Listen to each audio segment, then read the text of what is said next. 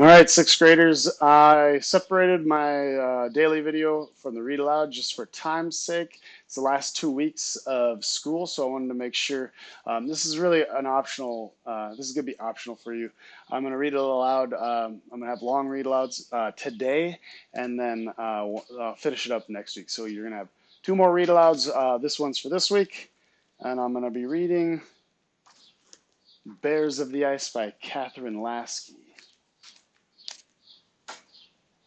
Chapter 30. Teach us, then, Skagen. The cubs stared at Skagen, dumbstruck. Our father? Jite repeated hoarsely. Why does he have to, what does he have to do with the clock? Everything, Skagen replied. You see, your father saw what was happening to the bear world. He attempted to end the tyranny of the clock, of the timekeepers. He nearly succeeded in destroying the clock, but was almost caught and had to flee to the den of forever frost. But our mom said he went north to hunt. She would have never lied to us, Stellan said. I'm sure she didn't. He might have told her that was his reason for heading north. But it wasn't? Jite asked weakly. No. You see, your father was the leader of the rebellion. Although the Bear Council had long been disbanded, a group of brave bears took it upon themselves to stand up to the timekeepers, to demand that they release the TikToks and the other captive creatures. When the timekeepers refused, your father decided he had to break the clock to prove it was only a false god. He sneaked into the ice cap under cover and nearly succeeded, but he was betrayed. He had to flee. He barely escaped with his life. How do you know all this? Jite asked, narrowing her eyes. Because I too was part of the rebellion, Skagen said, raising his chin. Although I am a snow leopard, I was proud to fight for such a noble cause. So you know our father? You know where to find him? Jite asked eagerly. Skagen shook his head as the fierce light in his eyes dimmed slightly. I knew him. I was honored to fight alongside him, but I haven't seen him since he fled somewhere near the den of forever frost. No one has seen him. Is is he okay? Is he hurt? Stellan asked, afraid to look at her sister. I'm not sure. All I know is that without him, the rebellion stands no chance. We need your father, and you, cubs, have to be the ones to find him. Us? Jite and Stellan exchanged startled looks. Yes, only you, his cubs, can convince him to rejoin the fight. But you'll help us get there, right? Stellan asked. He and Jite had barely survived their journey from Nunkavik. How could they possibly go so much farther on their own? He shook his head. Only bears can enter the den of forever frost. It would violate the long-standing treaty between the bears and the snow leopards if I came with you. But I will give you a map to help you on your journey. Teach us, then, Skagen, Jite said. Teach us how to read the map so we can find the den of forever frost and our father. Come this way. They followed him to a long ice slab where maps had already been spread. I had some visitors a few days ago, bears who've been looking for your father, but I haven't heard a word from them. It's possible they were captured by the enemy. Skagen unfurled another map, this one very ancient in appearance. He anchored it with a small rock at each corner. This is Gahul, he pointed with a claw to a vast region that almost encircled a sea. This land north of Gahul is the Northern Kingdoms. It used to be called the Nerthergar in ancient times, the time of your ancestors free. You see how these kingdoms were separated from Gahul proper by straits? The ice narrows that run between the Sea of Hulmir and that known as the Everwinter Sea. That is where the bear kingdoms of Gahul are. The cubs hunched over the large work slab, listening eagerly as Skagen showed them how to find the den of forever frost. Inside the cave, it was impossible to tell day from night, but after a few hours, Stellan and Jite started to yawn, and Third fell asleep with his face on one of the maps. Skagen gently picked up Third by the scruff of his neck and carried him to a pile of furs, then gestured to another pile where Jite and Stellan could sleep.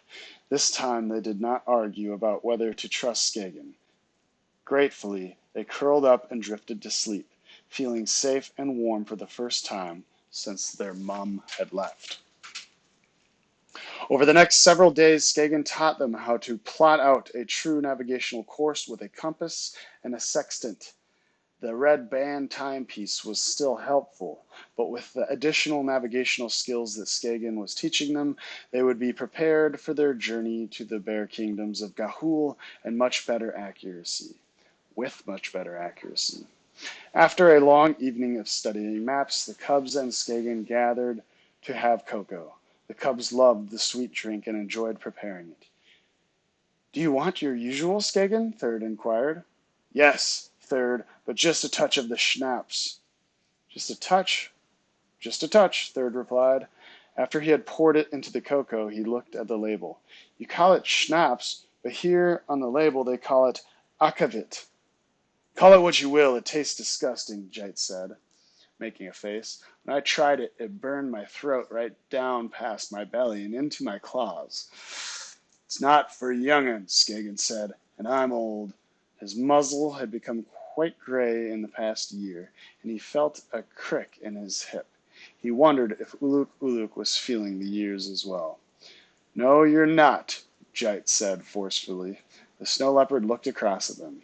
Their dark eyes were always shiny, so ready to learn. Teaching his cubs about the maps and navigation, living with them in the cave, had been one of the happiest periods in Skagen's life.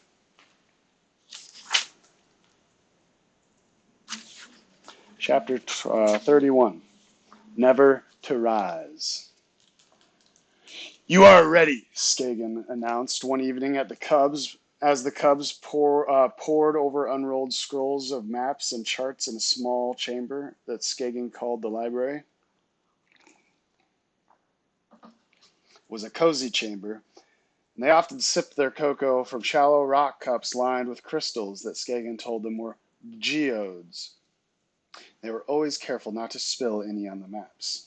"Are you sure?" Stellan asked, slurping a mouthful of cocoa from his geode, which was lined with lavender and yellow crystals. "But you won't go with us?" Jite asked. They had grown very fond of the snow leopard, and he shook his head. "No, this is your history. Your stories are waiting for you in the den of forever frost. You are the cubs of Svern and the great-great-grand cubs of both Svar and Sri, the noblest and the most courageous of bears. If you can find the den of forever frost, if any part of it still exists, this is your destiny. And then, and only then, will you be able to break the clock." "I think we're ready," Shite said quickly. "I remember what we are supposed to do. We watch the star in the tip of the Fighting Bear constellation." She leaned over a star chart she was studying.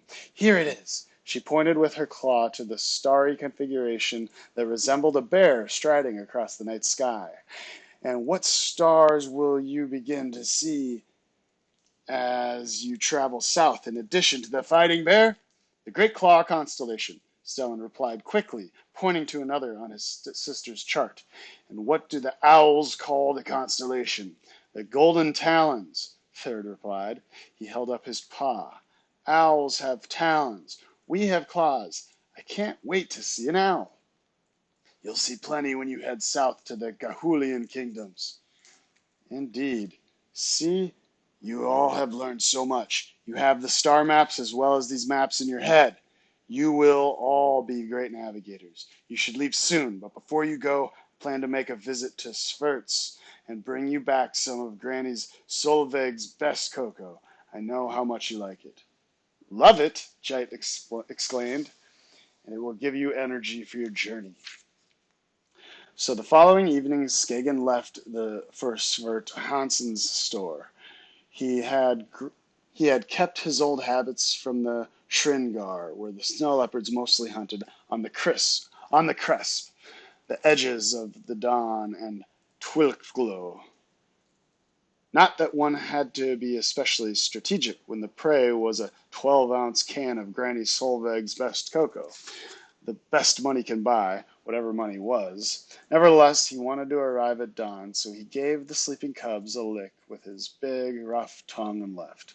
By the break of first light, Skagen had wended his way through Oddsfall and was now approaching the northern outskirts.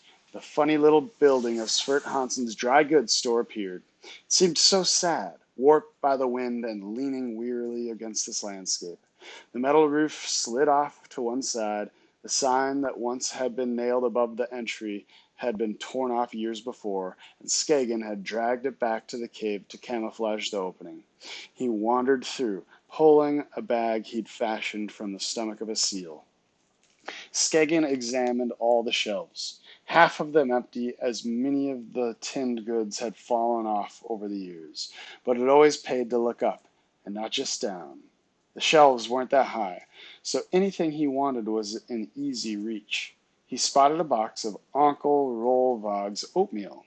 He loved oatmeal, and the cubs had never tasted it. There were also several small tins of sardines. Jite especially liked those. Tricky, however, to open. He had to use one's small teeth in the back to puncture the tin and then tear with the tiny flip claw to peel back the top. Next, he went over to a bin that held odds and ends. He picked through an assortment of tins, bottles, and small boxes. He liked the bottles, for the glass could be useful. He picked up one. Lydia Pinkham's tonic for Lydia Pinkham's tonic. Too bad it was dark purple glass. It would never suffice for a watch lens. The numbers would not be visible through the glass, but he had found 2 tins of Granny Solvig's best cocoa, and 3 tins of Papa Van Stokel's pork and beans. Just as he was reaching for the 3rd tin, he heard a noise. Then a shadow slid across the floor. He spun around. 3 immense figures blocked the breaking light in the east. Skagen felt the blood freeze in his veins. He could smell the bloody banners that were emblazoned on their chests. He knew that his own blood might be added to this display. "Come out!" one roared. Skagen snarled. "We smell the cubs on you. The great paddock demands fresh cubs." "Never!" Skagen roared back. He would fight. He felt his muscles coiling beneath his pelt. He would strike for their hearts. The huge bears, many times larger than Skagen, tore off the frame of the entry. A wall collapsed. Stones began tumbling down on him. He had no choice. He leapt through the opening and was immediately tackled. The largest bear put his paw on Skagen's neck. "The cubs! The cubs! Tell us where they are or prepare to die." The bear's foot was crushing his windpipe, and Skagen's limbs began to jerk in wild spasms as he fought for breath. If he died, they would find their way to the cubs. If the cubs died, no, this could not happen. He was losing consciousness, but he had to keep fighting. He had to. Feeling a surge of energy, Skagen twisted under the weight and managed to sink his fangs into the top of the bear's paw. He heard a yowl. The ground beneath him quaked, and the snow turned red. Skagen managed to drag himself out from under the attacking bear. "I shall not die. I shall not die." He heard the continuous roaring of the maddened bear, which reverberated all the way to the inlet and shattered the newly formed ice. 2 other bears stood by, momentarily stunned that their leader had been wounded. "Attack! Attack, you fools!" the wounded bear bellowed. Skagen felt the ground quake again as the 2 bears stormed him. One lunged. There was a resounding smack, followed by a crack. Skagen collapsed. This time he knew he would never rise again. "Don't kill him," one bear said. "We need him to take us to the cubs." "Don't worry. We'll find his tracks. The snow is fresh." The lead bear of the Rogers, a she-bear named Enka, replied confidently as she stepped harder on Skagen's spine. Skagen felt no pain, just a creeping numbness. Another bear knelt down. "Ready to talk?" Skagen's breath was labored.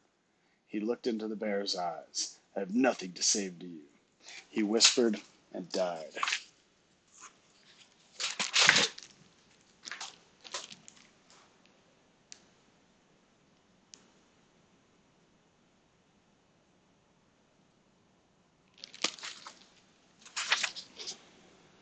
All right, we've got about 10 pages. I'll finish this up next week. Great job. Again, I wanted to break this up. This is optional. You can read and quiz for it next week when I finish if you haven't been paying attention, because it sounds like 20 to 30% of you have been, but about 80 to 70% of you just have been skipping it. So those of you who've been sticking with it, you can read and quiz for it next week. And otherwise, just focus on finishing up the school year with distance learning. And please let me know if you need anything. See ya next week.